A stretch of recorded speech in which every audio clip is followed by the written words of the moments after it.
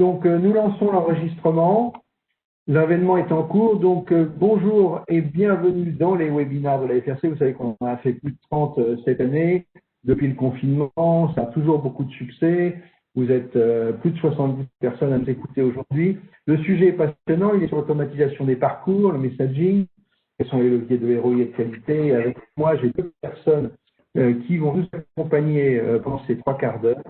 Donc, Marc Bory, qui est account manager chez INSO, les technologies INSO, qui font partie du groupe Skytel, qu'on connaît bien. Et puis, Thibaut Constant, qui lui est directeur de la relation client de Sogetrel. Vous allez voir, c'est un groupe passionnant, Sogetrel, qui fait pas beaucoup de télévision en B2C, hein, mais qui est très, très connu, puisqu'il va jusqu'à faire des smart cities, de la géolocalisation, c'est de la construction maintenance au début des réseaux de communication, mais derrière la 4G, bientôt la 5G, la DSL, la fibre optique, eh ben, il y a Sogetrel. Donc, on va le découvrir ensemble. Vous savez que la FRC, à travers ces webinaires, est très attachée à défendre la valeur de l'expérience client, la valeur des marques, avec des solutions technologiques, mais aussi humaines. Et vraiment, ce thème, ce sujet nous intéresse et rentre parfaitement dans tout ce qu'on est en train de développer dans les webinaires et dans les ateliers. N'hésitez pas à poser des questions. On les prendra plutôt à la fin. Et puis, vous pourrez retrouver aussi cet enregistrement puisqu'il est en replay sur le site internet de la FRC. Allez, on démarre tout de suite. Donc, je vais demander d'abord à Sogetrel, je vais passer la parole à Thibaut, de nous donner un petit peu, quelques chiffres sur Sogetrel, de nous présenter Sogetrel, et puis aussi de nous dire pourquoi est-ce que, on va découvrir pourquoi est-ce qu'il a choisi ces solutions. Donc déjà peut-être une présentation. Thibaut, tu as la parole. D'accord. Très rapidement, Sogetrel, c'est une société qui est née avec le plan câble il y a une trentaine d'années, qui a eu une croissance à la fois intrinsèque très forte et aussi une agrégation par des rachats d'entreprises successivement. Aujourd'hui, c'est plus de 3500 techniciens, c'est toujours 10 à 15% de croissance par an chaque année, c'est environ 3 millions de raccordements sur la partie fibre et ADSL. Sur la partie plus spécifiquement la direction de la relation client, c'est près de 600 conseillers, environ la moitié en interne et la moitié chez des prestataires. C'est 450 000 appels par mois, c'est 15 000 mails par mois. Globalement, c'est beaucoup d'interactions, puisqu'on est autour de 40 millions d'interactions, donc ce qui va expliquer un peu le choix et l'orientation qu'on a suivi dans notre organisation. D'accord, donc en arrivant, je suppose que c'est comme ça, hein, et puis vu les volumes qui sont annoncés, il a fallu un tout petit peu industrialiser.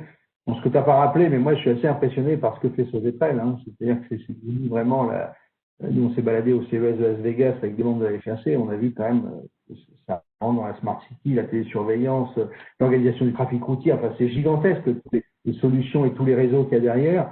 Donc oui, il faut industrialiser, on voit les volumes d'appels. Comment tu as, quand tu es arrivé, comment tu as fait ton constat? La fiche de mission, elle était claire, c'est que on était sur des conduits d'activité qui étaient dispersés un petit peu partout en France, et c'était comment on crée une centralisation pour créer non plus des conduits d'activité, mais aller plus loin avec des centres de relations clients qui soient unifiés. Donc ça a été un audit, ça a été de mettre une téléphonie en place pour pouvoir avoir une multitude de numéros sur les techniciens, les clients, etc. par région, avec ce que tout le monde connaît autour de la table, des ACD, des SVI, etc. C'est des choses qui n'étaient pas forcément en place à ce moment-là. Et ça a été toute une partie d'industrialisation du process. Pourquoi? Parce que 3 millions d'interventions, on voit que c'est énormément de volume et que on ne peut plus compter sur la bonne volonté d'équipe. Il y a besoin vraiment d'être industrialisé, d'avoir une gestion de bout en bout qui soit cohérente. Le deuxième sujet, c'était pas réinventer la poudre, et c'était pas recréer un outil bis de GMAO, puisqu'on en a déjà un, et que c'était comment s'intégrer à cette conduite d'activité pour pas perdre ce qui existait. Ça a été ensuite la volonté de donner une visibilité à l'ensemble des interlocuteurs de cette boucle-là, d'avoir une posture un petit peu plus relation client, en étant plus au service du technicien, des agences, du client, avec des interactions qui soient plus fluides. Et puis ça passait par une partie d'automatisation, des workflows, quelquefois totalement automatiques, quelquefois semi-automatiques, quelquefois à la décision du collaborateur qui peut déclencher en fonction d'action la création de tickets fixes, etc., qui s'enchaînent. Tout ça pour éviter les trous dans la raquette, 40 millions d'interactions. On a besoin d'une structure qui soit vraiment rigide, solide plutôt, pour pouvoir assurer ça. Je précise un petit peu les interactions. Donc les interactions, c'est d'un côté on a des techniciens, des agents. C'est toute la préparation du rendez-vous avec notre client final. Donc le client final, c'est le client de notre opérateur, Orange, Bouygues, Free, etc. Pour valider son rendez-vous, tant en termes de présence que d'adresse, que de technique du rendez-vous, pour être le plus fiable possible et que ça finisse par un succès et un client satisfait. Et le client, c'est un B2B, hein. On n'est pas dans le client. Sur B2B2C. C'est-à-dire que je gère les consommateurs de mes clients. Donc ensuite, il y a toute la partie de planification du rendez-vous avec toutes les gestions de tournée qu'on peut imaginer. Et ensuite, d'information du donneur d'ordre, de renseignements dans CSI, de clôture du rendez-vous, de confirmation, de la mise en facturation, de tous les éléments nécessaires qui sont spécifiques à chaque donneur d'ordre. D'accord, donc là on comprend bien le souci d'automatiser justement toutes les tâches, tout le workflow et tout le parcours. Alors justement, on va peut-être se pencher sur cette question, pourquoi avoir sollicité INSO? Ça c'est pour Thibaut, et puis comment ça s'est passé? Alors le premier sujet qui était extrêmement frustrant quand je suis arrivé chez Sogetrel, c'est que je n'avais aucune visibilité sur les stocks. Alors les stocks, oui, mais pas de façon agrégée. Pas sur les flux, très très très peu sur les productivités, et l'outil était vraiment tourné vers la conduite d'activité, vers le technicien, mais pas du tout vers les agents de mon service. Donc ça déjà c'était se donner de la visibilité, c'était le point le plus important. C'est le slide suivant s'il te plaît. Ensuite le deuxième point c'était comment on allait vers une orientation plus client.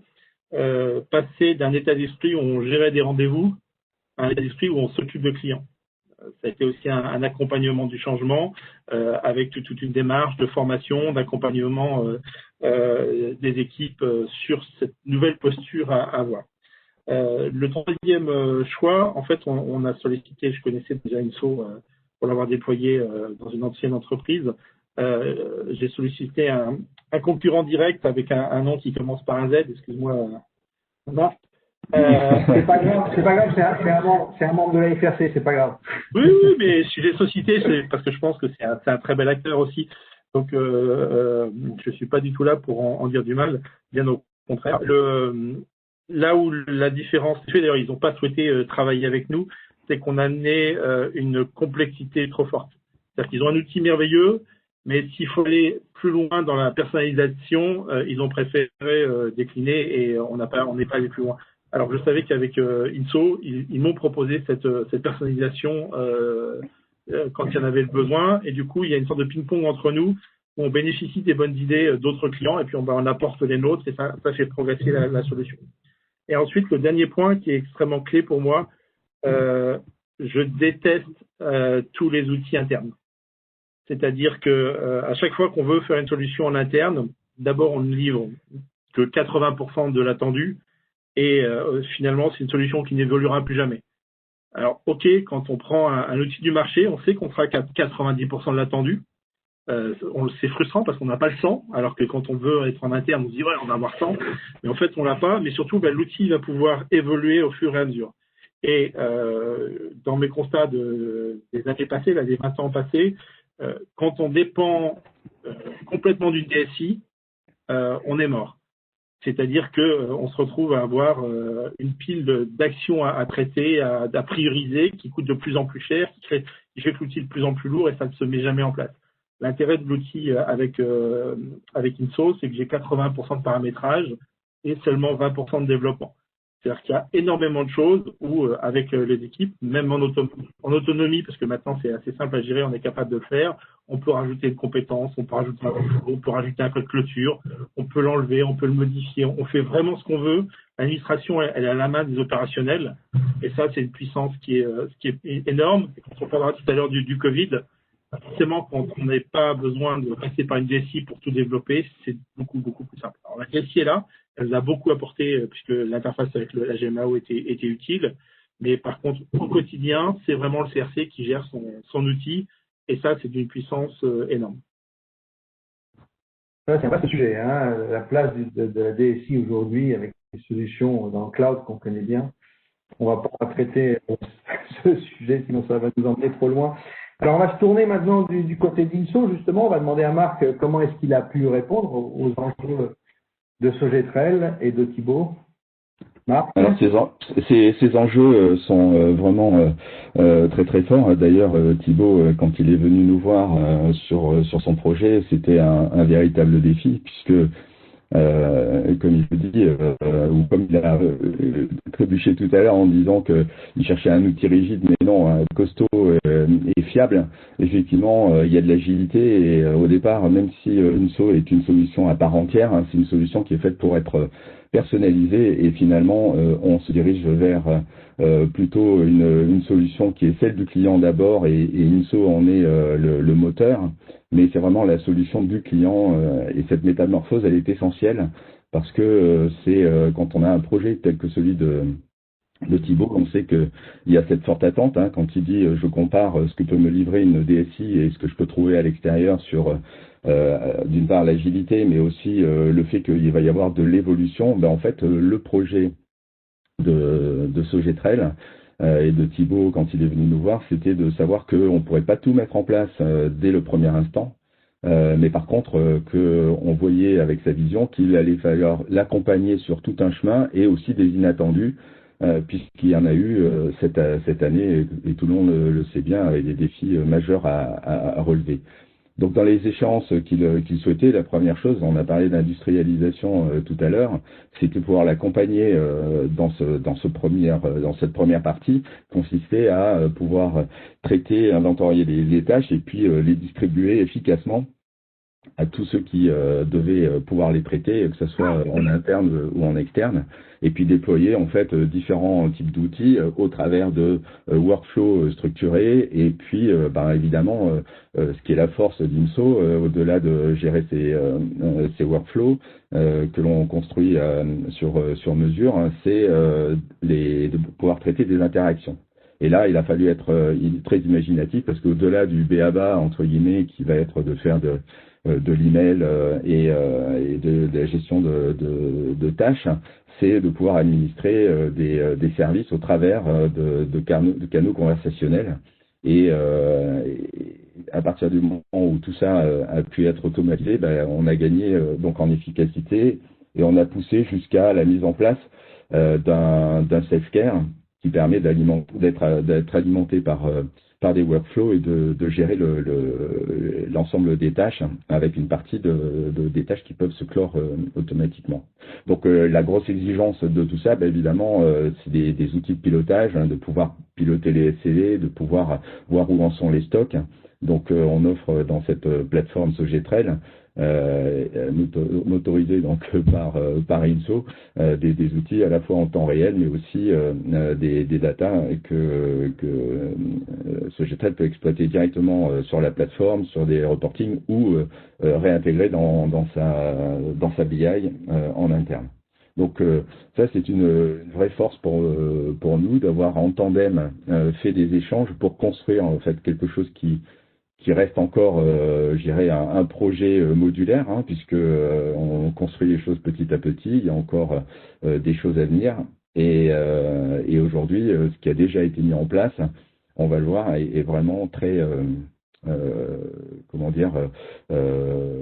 très fort, hein, puisque l'idée était vraiment de compléter cet outil de GMAO aujourd'hui qui est chez Sogetrel et de pouvoir apporter l'interaction, les workflows à l'extérieur. Donc voilà ce qu'on peut dire sur cette partie-là. On comprend, Marc, que c'est pas qu'une solution de traitement de canaux. c'est bien au-delà. C'est-à-dire que c'est toute une gestion automatisée des workflows avec du back, du front office. Ça a l'air d'être complexe.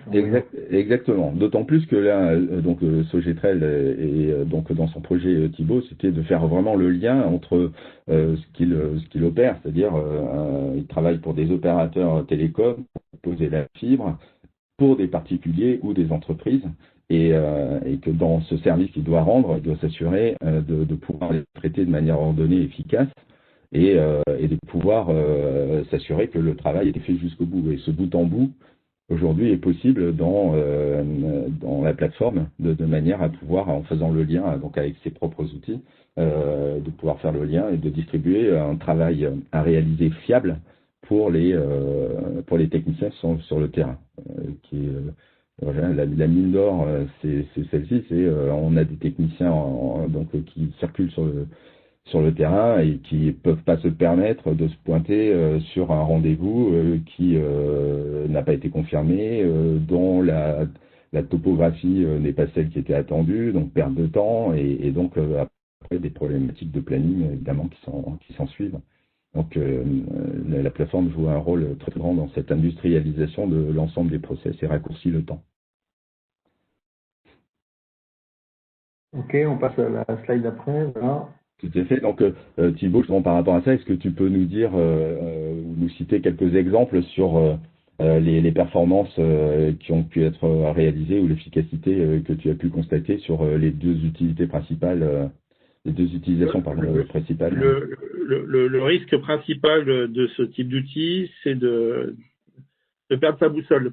C'est-à-dire qu'il était tellement riche qu'il a fallu qu'on se concentre vraiment sur les points essentiels. Et comme l'expliquait Marc, au fur et à mesure, on rajoute d'autres choses, mais on s'est focusé effectivement sur plusieurs sujets. Tout le début, ça a été la préparation du rendez-vous. On en parlera après, tout le Covid nous a aidé à cette organisation-là, ce changement-là. Le Covid, c'est pas que du télétravail, ça a été un changement du travail lui-même. Ça a été tout ce qui était la gestion des mails, parce qu'on en recevait beaucoup, et des systèmes de filtres, de hiérarchisation, de traitement, de priorisation. Il y a des systèmes de réclamation, d'escalade. Et le but, c'était de stopper ces escalades dès qu'elles pouvaient arriver. Donc en fait, on a à la fois une utilisation assez classique, on va dire, sur tout ce qui est planification, l'intervention, avec des relations téléphoniques entrantes, sortantes, mais aussi, c'est là où il y a beaucoup plus d'interactions, sur toute la partie de back-office, pour pouvoir alimenter en fonction des résultats de ce front, de la planification, tout un tas d'éléments. Et en ce moment, on est sur l'assistance à la clôture de rendez-vous avec l'outil qui nous contrôle 600 règles environ pour s'assurer que le compte-rendu qui est donné à notre donneur d'ordre soit le plus fiable possible et que du coup la facturation évidemment soit nickel. Ok, ensuite Marc, c'est voilà. Ouais, donc justement pour répondre à toutes les exigences que peut avoir Sogetrel, donc quand Thibaut est venu nous voir, c'était vraiment savoir qu'il pouvait se reposer sur des points essentiels, je dirais, des caractéristiques d'Inso, c'est-à-dire à la fois le côté omnicanal, parce que à tout moment il doit pouvoir générer des interactions et les traiter en fonction des besoins, que ce soit en direction des techniciens, que ce soit en direction des clients finaux, de pouvoir s'assurer que ces flux en fait alimentent bien les statuts des opérations à mener. L'agilité, c'était vraiment, je dirais, le prérequis, comme le disait tout à l'heure Thibaut, on peut avoir des solutions sur le marché qui sont très très puissantes, mais cette puissance, elle doit être au service aussi de la souplesse de l'organisation des métiers, et on ne trouve pas ça forcément partout. Et la vocation d'Inso, c'est de pouvoir être à la mesure, je dirais, des différents cas métiers que peut proposer l'ensemble des entreprises du marché, et donc de faire en sorte que chaque centre d'exploitation, hein, centre de contact externe, interne, des services métiers puissent trouver leur compte dans l'utilisation d'INSO parce que on va mettre au service des interactions, mais avec des applicatifs qui sont des besoins de workflow, de suivi de tâches et cette agilité, elle a été vraiment au service de ces échanges qu'on a pu faire avec Thibaut et de se dire voilà en gros mon métier mon besoin il a tel objectif hein, mais pour y arriver il va falloir tordre la machine dans tel sens et donc l'équipe qui travaille sur ce projet-là hein, chef de projet, business analyst et puis développeurs ont tout fait pour que ça communique au mieux avec les outils internes et qu'on puisse industrialiser au mieux tout l'ensemble des process.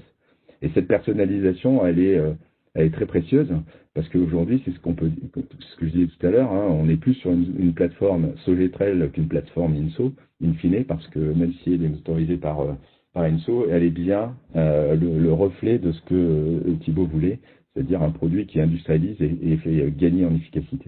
Et ça, cette situation. Pour donner un peu d'utilité, hein, quand on dit tord, c'est quoi? C'est les tickets qui sont créés. Il y a une gestion événementielle qui est attachée à ces tickets-là, et on peut avoir des événements qui se déclenchent à la création, à la clôture, à la mise en attente, au réveil de la mise en attente, etc. Et c'est notamment sur ces sujets-là où on a beaucoup travaillé en partenariat INSO Sogetrel pour pouvoir, par exemple, on envoie un ticket pour le formulaire web.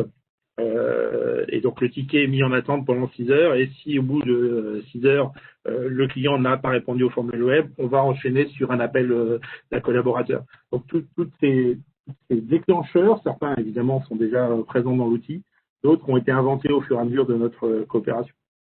Exactement. D'ailleurs, à telle enseigne que quand tu parlais d'agilité, je dirais il y a aussi souplesse et puis réactivité, c'est-à-dire que pour faire la transition, tout à l'heure tu as parlé de la situation sanitaire. Effectivement, on a eu un choc cette année hein, où il a fallu très très rapidement pouvoir mettre en place un dispositif. Tu vas en parler mieux que moi. On y vient justement maintenant. Est-ce que comment s'est passé le test and learn comment s'est passé le lancement? Je comprends que ça s'est passé en plein Covid, hein, donc peut-être qu'il faut nous rappeler le contexte début 2020. Alors pour nous, on a eu 2 gros week-ends. Le premier week-end où le Premier ministre prend la parole, donc c'est un jeudi, je crois, de mémoire. Le vendredi, on décide de se mettre tous en télétravail. Donc ça, c'est facile puisque tout a été pensé pour ça. Dans le projet dont je vous ai parlé de passer de conduite d'activité à TRC, 80% des gens ont un ordinateur portable. On est sur une solution de softphone pour la téléphonie. Le GMAO fonctionne à distance. Pareil pour INSO, donc tout va bien. On a quelques galères de VPN le samedi parce que c'était pas prévu pour autant de monde. Mais là, la DSI est formidable et trouve des solutions. Et donc le lundi, on est plutôt confiant en se disant tout va bien, on sait gérer. Alors on savait gérer l'ancien monde en fait, puisque là on se retrouve avec des clients qui nous disent on annule tous les rendez-vous. C'est 20 000 clients qu'il faut prévenir. On a des clients qui nous disent on continue comme avant. On a des donneurs d'ordre qui savent plus forcément trop comment faire. Et là, on se retrouve face à une masse de travail qui est ingérable. Comment vous prévenez 20 000 clients que leur rendez-vous est annulé alors que vous êtes sur un modèle habituellement de téléphonie? Et c'est là où on parle à l'époque Johan, qui se reconnaîtra, je crois qu'il est là, en disant écoute, il faut trouver une solution très très très très vite. Donc c'est une discussion le jeudi soir. Le vendredi, donc c'était juste la semaine après le confinement, la première semaine du confinement. On discute de mise en place d'une solution de SMS. Alors, on l'avait envisagé au tout début du projet, mais voilà, il n'y avait rien de concret. Et je ne sais plus si c'est le dimanche ou le lundi, c'est opérationnel. Par des systèmes d'import, on est capable d'envoyer des SMS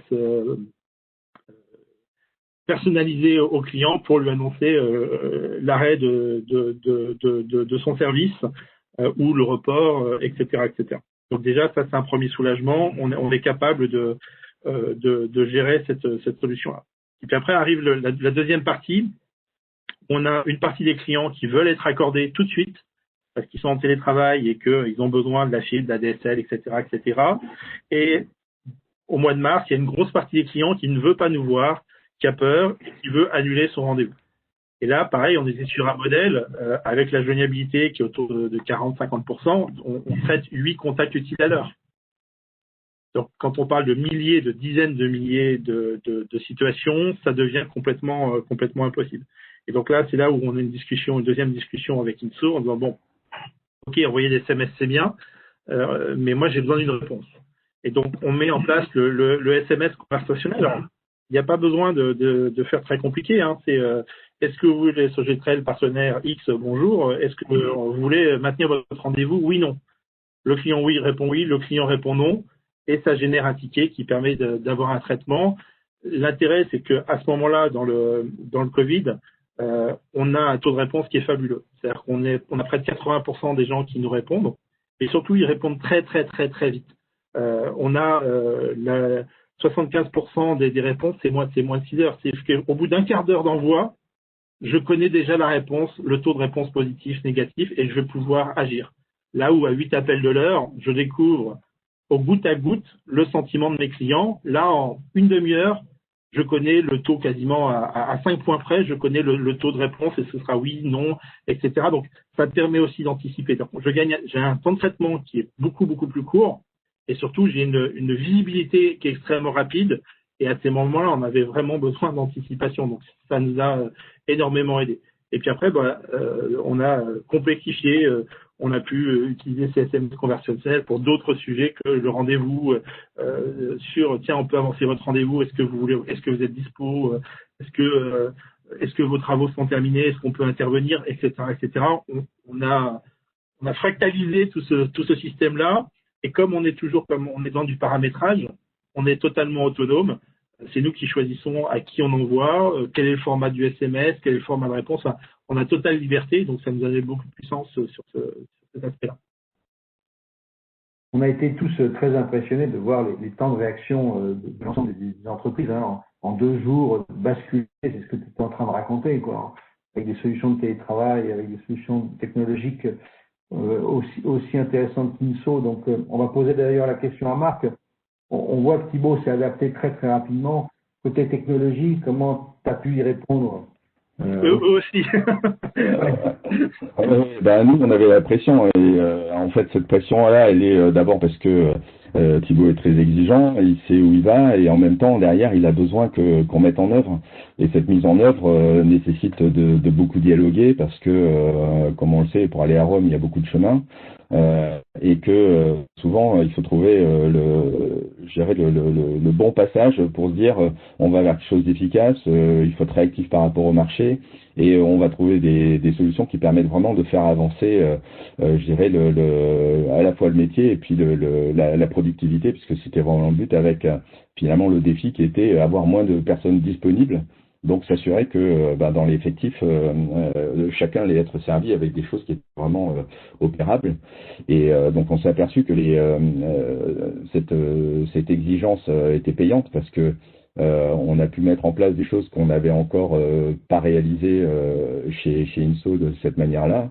À telle enseigne, par exemple, quand on dit qu'on a pu automatiser des envois de SMS et permettre à des destinataires du service qui allaient être pas forcément servis ou qui ne pouvaient pas être disponibles du fait du Covid, mettre un portail self-care était une vraie solution alternative qui a été au départ une idée, comme le disait Thibaut, de mettre en place ce type de projet, mais quand ça cristallise et qu'on le met vraiment à jour avec tout le parcours, tout le service qui est décliné et dessiné sur ce portail, ça prend tout à coup une envergure qui est vraiment très très forte. Et du coup, on voit les résultats là, tout de suite. Oui. À ce moment-là, on a quitté le mode projet. Hein. C'est-à-dire que on était en mode crise, on avait un point d'étape le lundi à 18h et c'était qu'est-ce qu'on peut livrer le mercredi. Hein. C'était vraiment ce rythme-là, comment on était capable. Alors ok, c'était pas forcément parfait, sauf que ça a été là, ça a été efficace. Nos clients nous l'ont vraiment remercié. Ça a permis de diminuer par 10 les coûts, donc forcément c'était quand même pas neutre pas neutre pour nous. Et puis un petit clin d'œil à Marc, le premier devis de SMS, c'est pour m'envoyer 4000. Bon, c'est 400 000 au trimestre qu'on fait. Donc vous voyez un peu l'ampleur du sujet, c'est que c'est monté très très très très vite, très haut. Tout à fait. Donc on a effectivement rencontré quelque chose d'inédit et tout le monde a été dans une situation inédite et nous, il a fallu composer avec cette partie inédite. Et quand tu le dis que effectivement les choses sont allées beaucoup plus vite et le projet, il a fallu travailler sous un autre aspect. En gros, si on prend une image, on est passé d'une partie de tennis à une partie de ping-pong qui s'est jouée en mode accéléré, quoi. Donc c'était vraiment un énorme défi et puis aujourd'hui, ça fonctionne très bien. Ça faisait plus pour faire du squash, moi. Ouais. Du squash. En vous écoutant, j'ai envie de se dire, merci le Covid, ça a accéléré en fait la digitalisation des solutions. Donc, oui, puis ça a permis de préparer, la suite, puisque quand on a vu l'appétence de nos clients à répondre aux SMS, c'est là où on a réfléchi au self-care sur le portail, et ça a permis d'apprendre aussi. Ouais. Si on passe maintenant, parce que le temps passe vite et il nous reste 10 minutes, est-ce qu'on passe maintenant aux bénéfices alors côté Thibaut, quels ont été les grands bénéfices du travail avec Niso? Déjà qu'il n'y a pas eu de déception. Ça c'est quand même quelque chose d'important. La première, c'est que j'ai une visibilité de pilotage.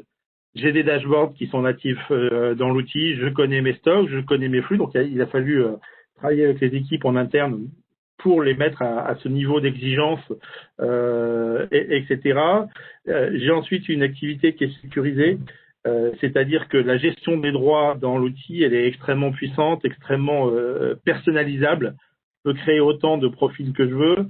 Et et là aussi, c'est à ma main. J'ai pas besoin je peux le faire très très facilement. Je crois qu'il y a 600 règles de paramétrage possibles. Alors on l'utilise pas tous, mais qui sont possibles s'il y a besoin. Les systèmes d'univers, de compétences sont paramétrables par personne, etc. Donc aujourd'hui, je donne des tâches à des personnes qui sont dédiées.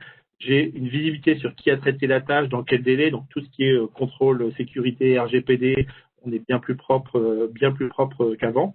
On a des productivités, on peut accompagner les équipes avec des montées en compétences.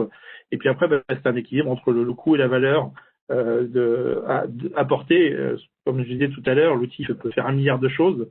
Donc c'était comment se focuser sur la plus grande valeur ajoutée dans le minimum de développement. Et là aussi, le pari a été relevé. On a une question là qu'on peut prendre juste sur ce sujet. Combien de temps peut prendre le développement de solutions portail, alors en période normale et en période de crise comme on a vécu, et comment organiser ces pilotes? Thibaut. Alors, moi je vais donner ma vision. Après, je pense que chaque client est différent. Vous l'avez vu, on a quand même beaucoup travaillé sur une partie workflow. Donc c'était très lié à notre outil de GMAO, etc. Si on enlève les temps nous d'interfaçage qui sont liés chez nous, on aura mis 4 mois à peu près pour faire l'essentiel. Et après, comme on y va petit à petit, on continue à travailler. Mais en 4 mois, on avait livré l'essentiel. Et ça, on peut dire que c'est vraiment parce que tu avais donc avec l'équipe Sogentren déjà anticipé ce besoin-là, donc il y avait déjà des outils derrière. Mais effectivement, si on parle d'un temps normal et on part from scratch et qu'on réalise qu'il faut vraiment alimenter ce portail avec de la donnée interne et qu'il va falloir préparer des intégrations, là on s'était préparé déjà. On avait fait des chemins. Donc 4 mois, c'était vraiment la concrétisation et rassembler ces données pour les rendre servicielles.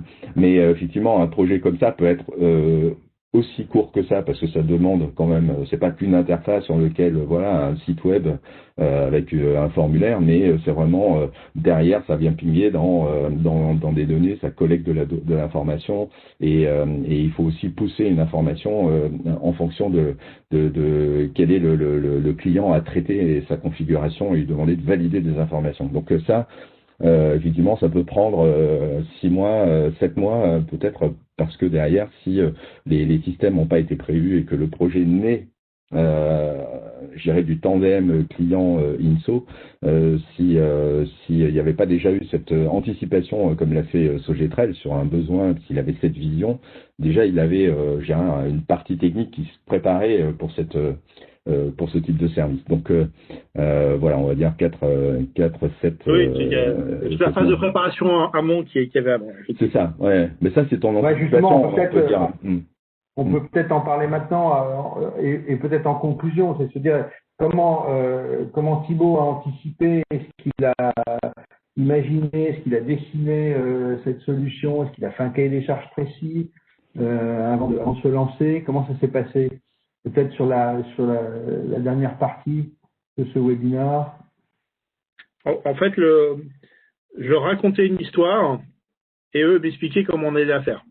Alors, je connais quand même un peu la solution, donc j'avais quand même une idée assez précise de ce que je voulais. Oui, tu vas les pratiquer de l'intérieur, de l'extérieur. Voilà.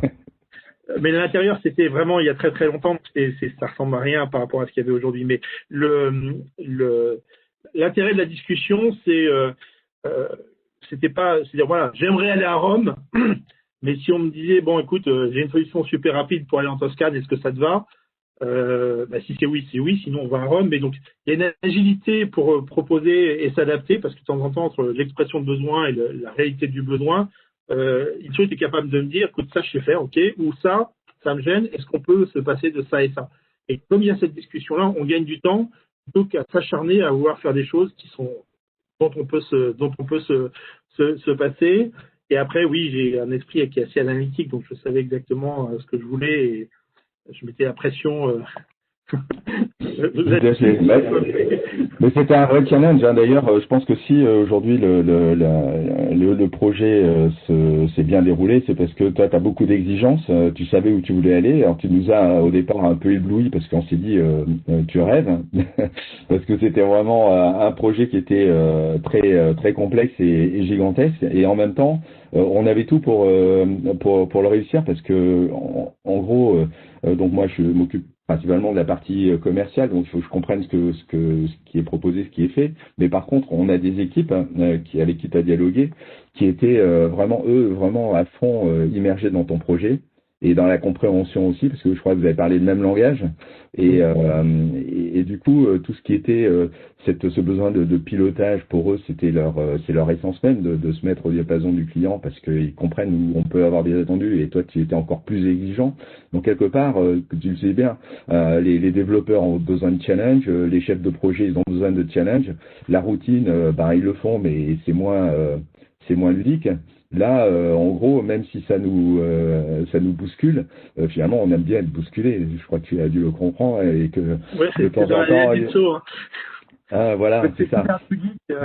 Voilà. De temps en temps, tu nous pousses un peu comme le culbuto, mais on se relève ensemble et puis on avance. Donc, c'est un projet très riche qui a fait avancer aussi la solution INSO, je pense, sur pas mal de plans, parce que on a mis en avant, voilà, un portail Cellcare comme on l'a mis en place, c'est très innovant comme workflow à traiter. Et nous, ça a été très différenciant vis-à-vis de notre client. D'accord. Et Marc, quand le client, comme Thibaut, c'est pas ce qu'il veut, c'est toi qui vas pousser des propositions d'innovation. Ça se passe pas bien qu'avec Thibaut. Alors, dans le cas de Sogetrel, effectivement, je dirais que presque l'appel du pied qu'il a fait a rendu les choses un peu plus simples dans la manière de traiter les choses, même si la mise en œuvre a été complexe et qu'il fallait se comprendre, etc. Mais un client qui veut quelque chose, c'est intéressant parce qu'on peut le challenger, on peut avancer et on sait qu'il y a une direction et que globalement, on va voir comment on va se mettre au diapason pour y arriver. Quand on a des projets qui sont, globalement, j'ai un projet relativement classique au départ, il faut être force de proposition. Et pour le faire, il faut bien comprendre ce que le métier, quel est le métier que veut pratiquer le client et quel est son métier, comment il fonctionne. Et pour ça, en fait, on a une méthode de travail où nos chefs de projet et business analysts pratiquent ce qu'on appelle des ateliers de travail très analytiques et vont décomposer vraiment l'ensemble des tâches pour comprendre tous les leviers et comment s'articule cette succession de tâches, les workflows dont on a besoin. Et donc là, on va mettre en lumière vraiment des points forts ou des points faibles du projet et nécessiter, dans certains cas, des alternatives de configuration ou des personnalisations de la plateforme, puisque c'est une de nos forces pour les différents métiers. Et in fine, réussir à apporter au client des choses qui vont un peu plus loin que ce qu'il veut, parce que finalement il s'aperçoit qu'il peut gagner, avoir des gains de productivité, des gains de temps si il nous fournit un minimum de données de manière automatique, par exemple, plutôt que faire de la saisie de données manuelles ou par l'import de fichiers. Donc voilà, des projets clients, en fait, ils sont tous différents. Mais effectivement, on a des clients qui ont plus de conviction que d'autres, et quand ils en manquent, on essaye de leur apporter l'éclairage des expériences qu'on en a par ailleurs. Allez, le temps se termine, mais j'ai juste une dernière question pour Thibaut. On va essayer de se projeter vers l'avenir. On va évidemment écouter notre président Macron ce soir. J'espère nous annoncer un peu de déconfinement. Quels sont les projets pour 2021 et bien sûr avec INSO. Et puis on terminera. On continue les étapes d'automatisation, d'accompagnement. Pour ceux qui sont du métier, on va s'occuper de la gestion du garder en main. Quand il y a une difficulté avec un client, comment on gère toute la partie réitération, et puis tôt ou tard le projet de self-care avec les techniciens arrivera aussi très certainement au cours de l'année. Bien, écoutez, merci à tous les deux, c'était passionnant. Merci INSO, merci Marc-Bory pour ce témoignage côté offre de solutions, et merci beaucoup aussi à Thibaut Constant du groupe Sogecel pour son témoignage passionnant. Et bon, on a découvert aussi un groupe qui fait énormément de choses. Bravo, bonne continuité. Je rappelle que… Eric, peut-être que tu peux parler de ça, oui. Oui, tout à fait. Je rappelle que nous organisons aussi une étude nationale, et on demande à tous ceux qui nous écoutent, et bien au-delà aux membres de la FRC, à répondre à cette étude, comment s'adapter rapidement et efficacement dans un contexte inédit de la relation client. Donc c'est une étude qu'on a lancée à FRC et INSO. Donc merci d'y répondre. On a encore jusqu'au 5 décembre. Donc n'hésitez pas, on vous relancera aussi via le site internet. Et puis, je vous donne rendez-vous pour les prochains webinars, puisque nous allons continuer évidemment cette séance de webinars. On a un témoignage assez passionnant de la mairie de Lyon, d'Europecar et de Fnac Darty qui ont gagné des palmes de la relation client que nous tenions le 5 octobre. C'est jeudi 26 novembre de 11h à 11h45. Vous pouvez retrouver tout ce qu'on vient de se dire et ce webinar sur le site internet de la FRC. Je vous souhaite une bonne journée. Merci à tous les deux. Merci Eric. Merci à tous d'avoir participé, écouté. Et merci Thibaut. Et à dispo, si des visiteurs veulent poser des questions, on est à leur dispo. On leur répondra avec plaisir. Merci beaucoup. Bonne journée à tous. Bonne journée. Merci, au revoir.